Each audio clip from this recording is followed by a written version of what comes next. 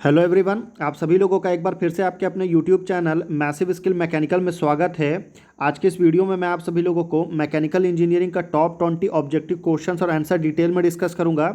Video का topic है production engineering या प्रोडक्शन टेक्नोलॉजी। तो चलिए फिर बिना किसी देरी के शुरू करते हैं। हमारा पहला क्वेश्चन है कि left hand tool on a lathe cuts most efficiently when it travels from left to right end of the lathe bed या from right to left end of the lathe bed या with the help of compound slide या across the bed. तो basically बोल रहा है कि जो left hand tool है वो सबसे ज़्यादा इफिशिएंटली कब कट करता है। तो लेफ्ट हैंड टूल तब इफिशिएंट होता है जब वो लेफ्ट से राइट की तरफ जाता है। कब जाता है? लेफ्ट से राइट की तरफ जब वो ट्रैवल करता है तब वो सबसे ज़्यादा इफिशिएंट होता है। तो ए जो है आपका वो करेक्ट आंसर होगा। ये आपका लेथ मशीन है, ठीक है। ये आपका लेफ्ट साइड से राइट साइड की तरफ जब आपका लेफ्ट हैंड टूल जाएगा कुछ इस डायरेक्शन में तब वो सबसे ज़्यादा इफिशिएंट होगा। अगर आपको इस वीडियो का फ्री में पीडीएफ चाहिए, ठीक है, अगर आपको इस वीडियो का फ्री में पीडीएफ चाहिए तो उसके लिए टेलीग्राम ग्रुप ज्वाइन कर लीजिए, लिंक इसी वीडियो के डिस्क्रिप्शन बॉक्स में है। तो पहला क्वेश्चन है कि in the relation of V T N is equal to C the value for N for carbide tools is 0.1 to 0.2, 0.2 to 0.25, 0.25 to 0.40 या 0.40 to 55। तो बेसिकली बोल रहा है कि V T N is equal to C में जो N की value होती है वो कार्बाइड टूल्स के लिए कितना होता है, तो वो होता है 0.20 to 0.25। तो बी करेक्ट आंसर होगा। अगला क्वेश्चन देखते हैं कि the machining of titanium is very difficult due to high thermal conductivity of titanium, chemical reaction between tool and work, low tool chip contact area या नन ऑफ दिस। तो basically जो आप कभी भी टाइटेनियम की मशीनिंग करेंगे तो वो काफ़ी ज़्यादा डिफिकल्ट होता है। उसका रीज़न ये है क्योंकि उसमें जो टूल चिप कॉन्टेक्ट एरिया होता है वो काफ़ी कम होता है। तो सी करेक्ट आंसर होगा। अभी देखिए लो टूल चिप कॉन्टेक्ट एरिया क्या होता है, तो ये आपका टूल हो गया जो कि आपका ऐसा रोटेट होता है और ये आपका वर्क पीस हो गया, ठीक है। तो इन दोनों के बीच में जो कॉन्टैक्ट एरिया होता है वो अगर कम रहेगा तो मशीनिंग जो है वो कम होगी। अगला क्वेश्चन देखते हैं कि the different spindle speeds on a lathe form arithmetic progression, geometrical progression, harmonical progression या एनी वन ऑफ दिस।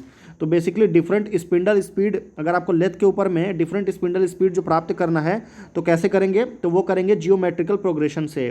तो बी करेक्ट आंसर होगा। अगला क्वेश्चन देखते हैं कि in hot machining tool is made of tungsten carbide, brass और copper, diamond या stainless steel.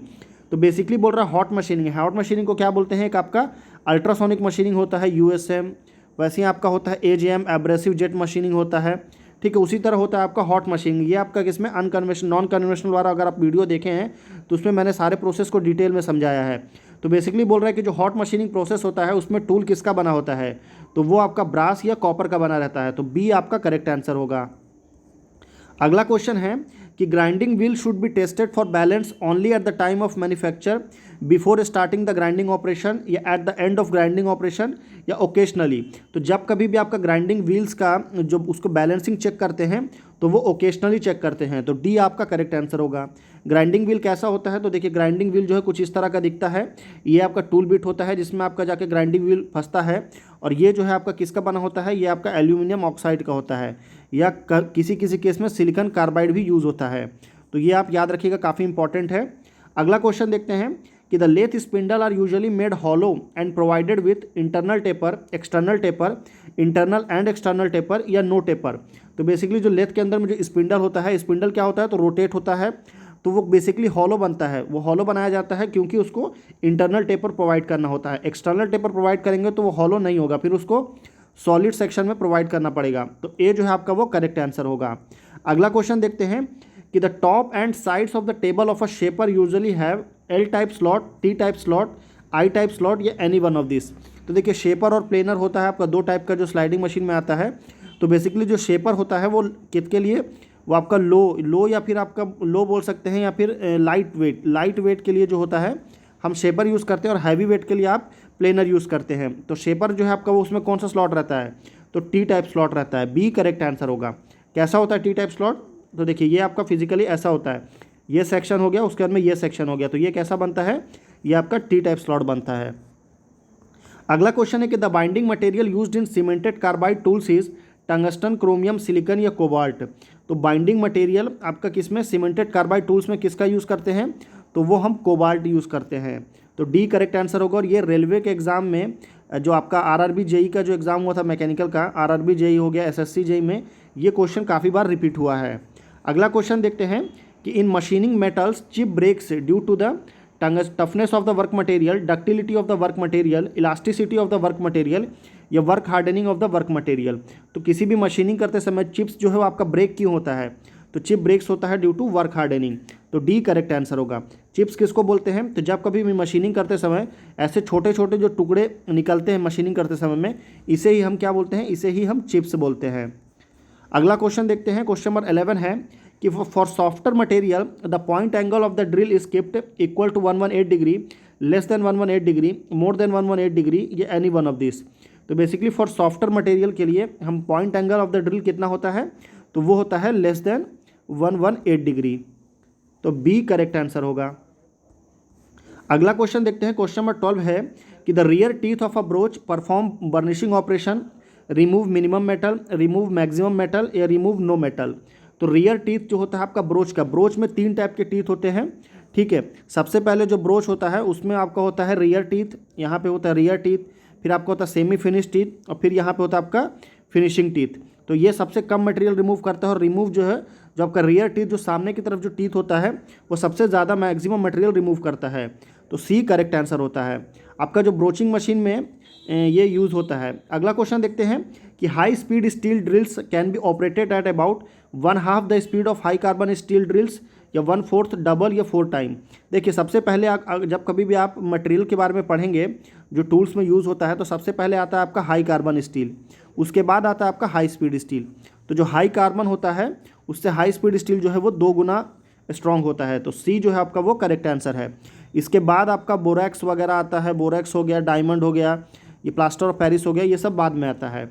अगला क्वेश्चन देखते हैं कि when the end of a tap is tapered for about 3 और 4 thread it is known as taper tap, bottoming tap, second tap या none of this. तो देखिए 3 और 4 थ्रेड यानी कि 3 से 4 थ्रेड अगर होगा तो वो सेकंड टैप होता है और आपका टेपर टैप का भी यूज़ होता है। तो टेपर टैप आपका होता है 8 to 10 थ्रेड में। और बॉटमिंग टैप किस में? तो बॉटमिंग टैप में पूरा टैप जो रहता है उसमें पूरा टीथ ही टीथ रहता है, यानी कि पूरा टीथ भरा रहता है, वो रहता है आपका बॉटमिंग टैप में। Crater wear is predominant in carbon tool steel, tungsten carbide tools, high speed steel tools, ceramic tools. तो क्रेटर वियर जो बेसिकली होता है वो किस में होता है? तो क्रेटर वियर होता है आपका टंगस्टन कार्बाइड टूल्स में। तो बी करेक्ट आंसर होगा। अगला क्वेश्चन देखते हैं कि the method of centreless grinding used in produce taper is in feed grinding, through feed grinding, end feed grinding या एनी वन ऑफ दिस। तो सेंटरलेस ग्राइंडिंग किसको बोलते हैं? तो बेसिकली आपका सेंटरलेस ग्राइंडिंग में क्या होता है, आपका एक ये मान लीजिए, फिर आपका ये टूल मान लीजिए, फिर ये आपका रेगुलेटिंग व्हील मान लीजिए। तो नॉर्मली ग्राइंडिंग में क्या होता है, इस तीनों का सेंटर जो है एक्सिस जो है वो सेम रहता है, एक ही जगह रहता है। पर सेंटरलेस ग्राइंडिंग में क्या होता है, ये इसका एक्सिस और इसका एक्सिस सेम रहता है, ऊपर वाले का जो एक्सिस है ना वो ऊपर रहेगा या नीचे रहेगा, इसीलिए उसको बोलते हैं सेंटरलेस ग्राइंडिंग, और वो यूज़ होता है आपका एंड फीड ग्राइंडिंग के लिए। तो सी करेक्ट आंसर होगा। अगला क्वेश्चन देखते हैं। क्वेश्चन नंबर 17 है कि the abrasive recommended for grinding material of high tensile strength is silicon carbide, aluminium oxide, sand stone या डायमंड। तो हाई टेंसाइल स्ट्रेंथ के लिए एब्रेसिव जो हम रिकमेंड करते हैं ड्यूरिंग ग्राइंडिंग के लिए वो होता है Al2O3 यानी कि एल्यूमिनियम ऑक्साइड। तो बी करेक्ट आंसर होगा। क्वेश्चन नंबर 18 है कि in centreless grinding the surface speed of a regulating wheel is 5 to 15 metre per minute, 15 to 60 metre per minute, 60 to 90 metre per minute या 90 to 120 metre per minute. तो surface speed आपको बताना है centreless grinding का, किसका? Regulating wheel का। तो ये आपका मान लीजिए रेगुलेटिंग व्हील है, ये नॉर्मल मैंने आपका ग्राइंडिंग लिया है, ये सेंटरलेस ग्राइंडिंग नहीं है। तो रेगुलेटिंग व्हील जो होता है वो बड़ा होता है, उसका जो स्पीड होता है वो कितना होता है, तो वो 15 से लेके 60 तक होता है। तो आपका बी जो है वो करेक्ट आंसर होगा। अगला क्वेश्चन देखते हैं। क्वेश्चन नंबर 19 है कि इन metal cutting use of low feeds and high cutting speed is desired when the objective is high metal removal rate, dry machining, use of soft cutting tool या surface finish. तो basically बोल रहा है कि जो metal cutting में जब कभी भी हम फीड को कम करते हैं, फीड को लो करते हैं और स्पीड को क्या करते हैं, हम हाई करते हैं। तो हम स्पीड बढ़ा रहे हैं, फीड कम कर रहे हैं। जब भी हम फीड कम करेंगे तो मेटल रिमूवल रेट जो है वो अपने आप कम हो जाएगा, ठीक है, अपने आप लो हो जाएगा। फीड के अकॉर्डिंग जो है मेटल रिमूवल रेट डिसाइड होता है। तो यहाँ फीड कम है और आपका स्पीड ज़्यादा है, तो वो होता है आपका सरफेस फिनिशिंग के लिए। जब आपको अच्छा सरफेस फिनिश चाहिए तो आप स्पीड जो है वो बहुत हाई रखेंगे और फीड बहुत कम रखेंगे। तो डी करेक्ट आंसर होगा। लास्ट क्वेश्चन है कि the angle on which the strength of the tool depends is rake angle, cutting angle, clearance angle या लिप एंगल। काफ़ी ज़्यादा इंपॉर्टेंट क्वेश्चन है, वेरी वेरी इंपॉर्टेंट। आपको इस क्वेश्चन का राइट आंसर नीचे कमेंट करके बताना है। क्वेश्चन बहुत बार ये वाला एग्जाम में रिपीट हुआ है, तो आप कमेंट करके बताइए, मैं आपको नीचे कमेंट में उसका रिप्लाई दूंगा। तो हमारा वीडियो खत्म हुआ तो वीडियो को लाइक करिए, शेयर करिए और चैनल को ज़रूर सब्सक्राइब करिए। नीचे आंसर की दिया है, बाद में अगर आपको PDF से रिवीजन करना हो तो उसके